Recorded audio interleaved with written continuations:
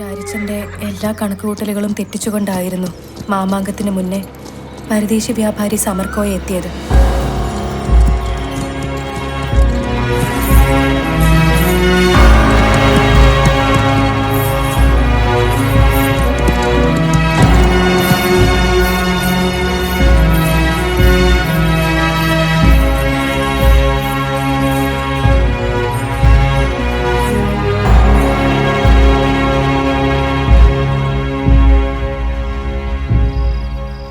രണ്ടും കരുതിയാ ഞാൻ ചെന്ന് കയറിയ തമ്പുരാനെ.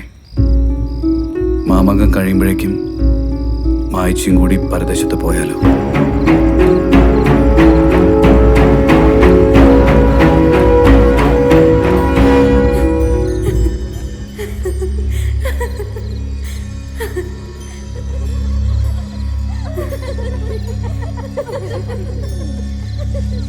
ഞാൻ നിന്ന് കത്തി തമ്പുരാനെ. എനിക്കത് കണ്ടു നിൽക്കാൻ പറ്റിയില്ല. ഞാൻ വന്നോളാം.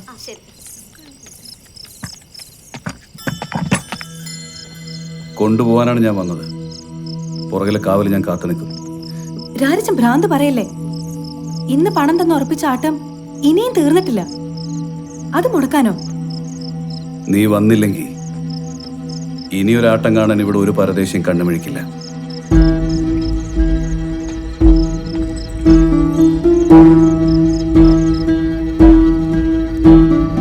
ഞാൻ നിർബന്ധിച്ചുകൊണ്ട് ഉണ്ണിമായ കാവിലേക്ക് വന്നു. എനിക്കെന്തെങ്കിലും സംസാരിക്കാൻ പറ്റുന്നതിന് മുമ്പ് അവക്ക് പിറകെ ആ പരദേശി വ്യാപാരി. എന്റെ മുമ്പിൽ ഒരു വഴിയുണ്ടായിരുന്നു.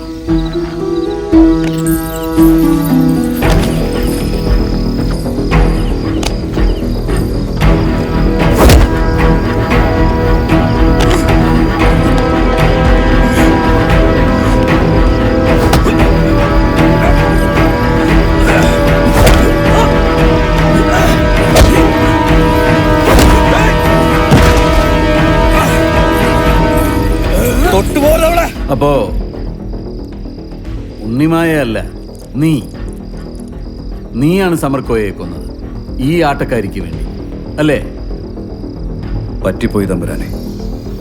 ഇരുട്ടിൽ ഉണ്ണിമായ കൊല്ലാൻ അയാൾ മുന്നായം കയറിയപ്പോ ഞാൻ പിന്നീന്ന് കുത്തി.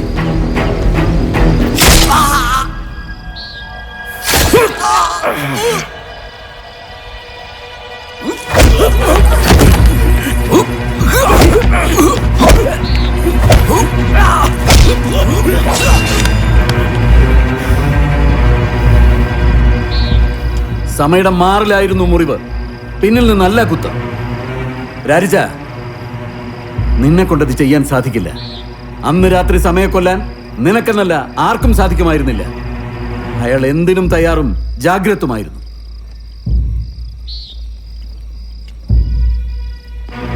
വള്ളുവനാട്ടിൽ അങ്ങോളം ഇങ്ങോളമുള്ള ഊരുടയോറുകളെയും അനുചരന്മാരെയും മെയ്ക്കരുത്തും മനക്കരുത്തും കൊണ്ട് എതിരിടാൻ താമൂരി നേരിട്ട് ബോധ്യപ്പെട്ട പോർബലമുള്ളവനായിരുന്നു സമർ.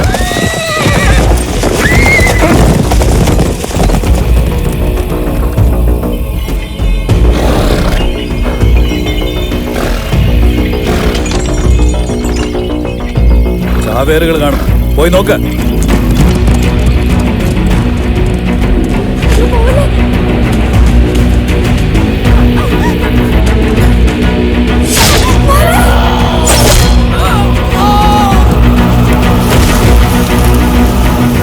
കൂത്തുമാളികയിലെ പെണ്ണിനും ജാരനും ഒരു കാവിന്റെ ഇരുളിൽ ഇല്ലായ്മ ചെയ്യാൻ ജന്മം കൊണ്ടവനല്ല അവൻ.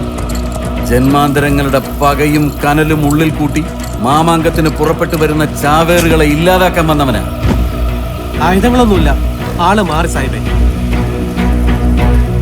ആ ചാവേറുകളെ കണ്ടെത്തുന്നതിനിടെ അവൻ ഇല്ലാതായെങ്കിൽ അതിനർത്ഥം അവൻ തേടിയവരെ അവൻ കണ്ടെത്തി, അല്ലെങ്കിൽ അവൻ തേടിയവർ അവനെ കണ്ടെത്തിയെന്നാണ്.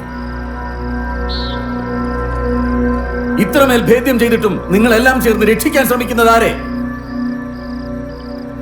എനിക്കതറിയണം.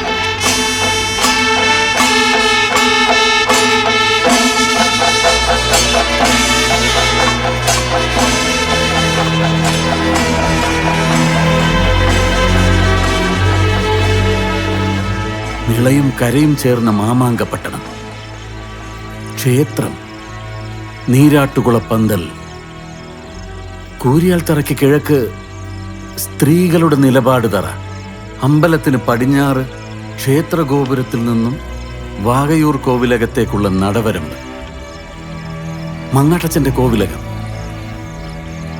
പുഴയ്ക്കിക്കരെ തെക്കേക്കര അമ്പലത്തിനടുത്ത് എറാൾപ്പാടിന്റെ നിലപാട് തറ, 30,000 വീതം കാവൽ. ഇതൊക്കെ നേരിട്ട് കണ്ട ഒരാൾക്ക് ഈ ചിത്രം എഴുതാനാവും. ഇത് വരച്ചതാര്?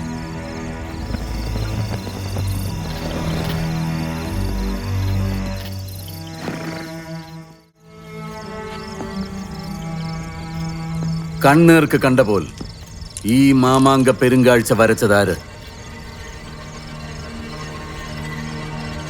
ഈ വരഞ്ഞതത്രയും ഇക്കഴിഞ്ഞ ദിവസങ്ങളിലാണെന്ന് മനസ്സിലാക്കാൻ ഈ ചിത്രവർണ്ണ പൊടിയുടെ നനവ് മതി.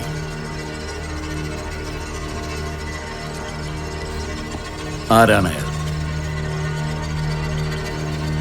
അയാൾ വെറുമൊരു ചിത്രകാരൻ മാത്രം ആയിരുന്നില്ല അങ്ങനെ.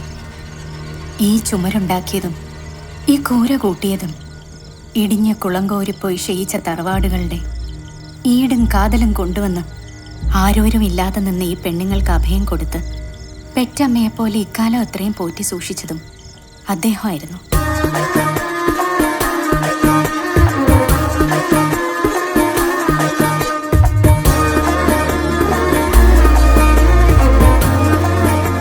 ഞങ്ങളിലൊരാൾ, ഞങ്ങളെപ്പോലൊരാൾ.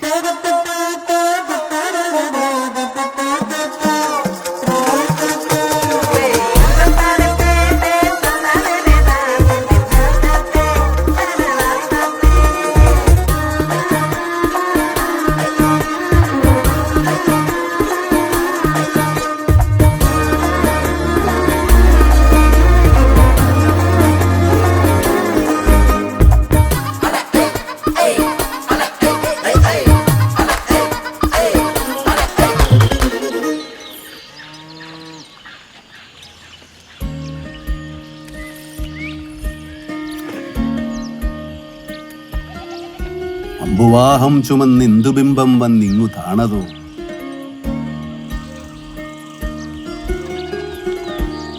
ശേഖരമൻ ഇപ്പോഴും ദണ്ണം മാറിയിട്ടില്ല അല്ലേ?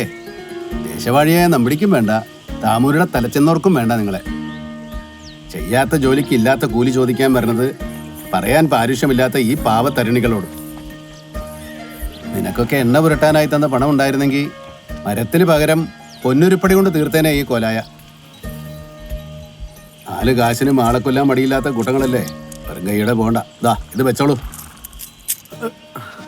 ഇനി തിരുനാവാ മാമാങ്കം കഴിയണ വരെ ഒറ്റ ഒന്നിനെ ഈ പടിപ്പരയ്ക്ക് ഇപ്പുറത്ത് കണ്ടുപോരും. സംബന്ധ വീട്ടിലെ ഓട്ടിയാണവും തിരുവാഴിയും പണയം വെച്ചിട്ടാണെങ്കിലും ഇവിടെ ഇനി വരാൻ വരാഹൻ 1000 കരുതി വെക്കണം താനി നായന്മാര്. ഏത് കാലത്തും അദ്ദേഹം എത്തിയ ആട്ടവും പാട്ടും ഒക്കെയായി പിന്നെ ഈ മാളിക ഉണരുമായിരുന്നു.